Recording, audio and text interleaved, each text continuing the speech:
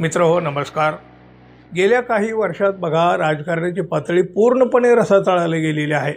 अजिबात म्हणजे राजकारणाची परंपरा होती ती काहीही आता शिल्लक उरलेली नाही आणि याची साक्ष देणारी अनेक उदाहरणं, अनेक घटना, अनेक घडामोडी आपल्या आजूबाजूला घडताना दिसतात। गुंड, मवाली, गुन्हेगार अशी मंडळी तर काय हो मोकाट सुटलेले आहेत, त्यांना कायद्याचं कसलं भय उरलेलं नाही।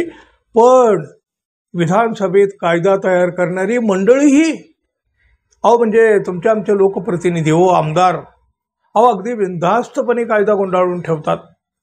कोणी कायद्याला मोडून टाकते तर कोणी कायद्याला वाकवतंय।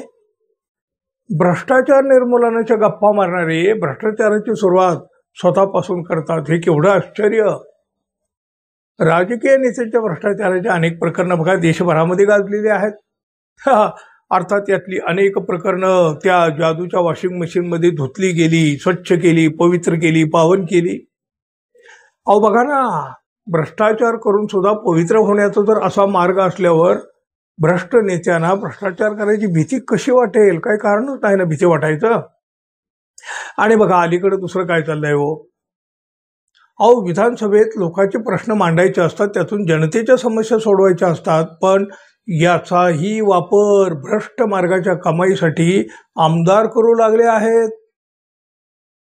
खाणकाम संदर्भातील प्रश्न हटवण्याच्या बदल्यामध्ये एका आमदाराने तब्बल 10 कोटी रुपये मागितले आणि त्यातले 20 लाख रुपये घेताना त्याला रंगे हात पकडलं सुद्धा। हा आमदार आहे जयकृष्ण पटेल, राजस्थान मधल्या बागी दौरे इथले ते भारतीय आदिवासी पार्टीचे हे आमदार।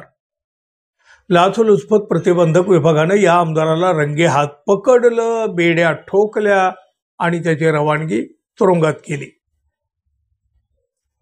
खाणकाम व्यावसायिक जे तिथले रवींद्र सिंह त्यांनी बघा 4 एप्रिलला अँटी करप्शन ब्युरोकडे एक तक्रार दिली होती आणि त्या तक्रारीपासून हे सगळं पुढचं सुरू झालं।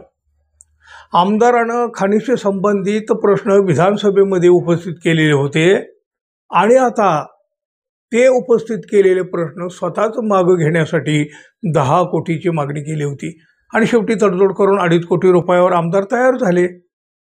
तडजोडीनंतर आमदाराला पहिला हप्ता म्हणून 1 लाख रुपये रोख देण्यात आले।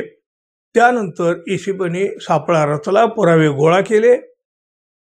पुढचा हप्ता लगेचच 20 लाखाचा ठरलेला होता आणि तो जयपूरला आमदारच्या घरीच द्यायचा होता। त्या दिवशी आमदार स्वतः जयपूरला पोहोचले आणि नोटाने भरलेली बॅग घेतली।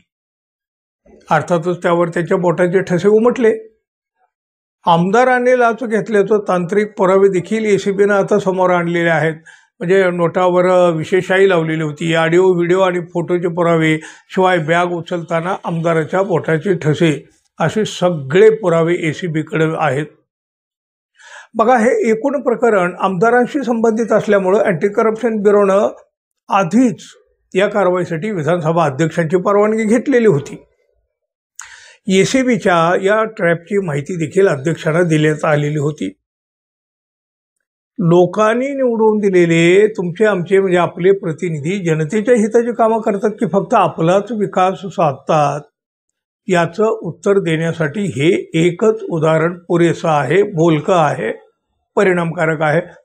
अर्थातच बघा सगळेच लोकप्रतिनिधी काही अशा प्रकारचे भ्रष्ट नसतात। कित्येक आमदार जनतेच्या हितासाठी अहोरात्र झटताना आपण पाहतो, पण या काही मोजक्या नेत्यांच्या वागण्यामुळे चांगल्या लोकप्रतिनिधींनाही बदनाम होण्याची वेळ आलेली आहे। येते अनेक वेळेला या गोष्टी घडलेल्या आहेत। लाचखोरीच्या मोठ्या प्रकरणामध्ये आमदारच रंगे हात सापडल्यामुळे खळबळ देखील तेवढीच मोठी उडणार, उडाली।